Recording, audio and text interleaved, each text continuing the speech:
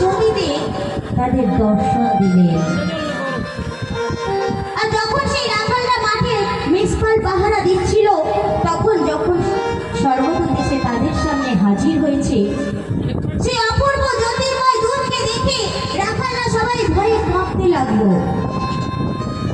আর স্বর্গদূত তাদের অভয় দিয়ে বললেন যে তোমরা ভয় করো না, কারণ আমি তোমাদের জন্য এক মহা আনন্দের সংবাদ এনেছি। এই আনন্দ সমস্ত মানুষের, সমস্ত জাতি। কারণ দাউদ নগরে আজ তোমাদের জন্য এক ত্রাণকর্তা জন্মেছে, তিনি কৃষ্ণ প্রভু। এই কথা যখন সেই স্বর্গদূত বলছে, তখন রাখালদের মনে কৌতূহল হলো, তাদের জানার ইচ্ছা হলো যে কোথায় সেই আমাদের ত্রাণকর্তা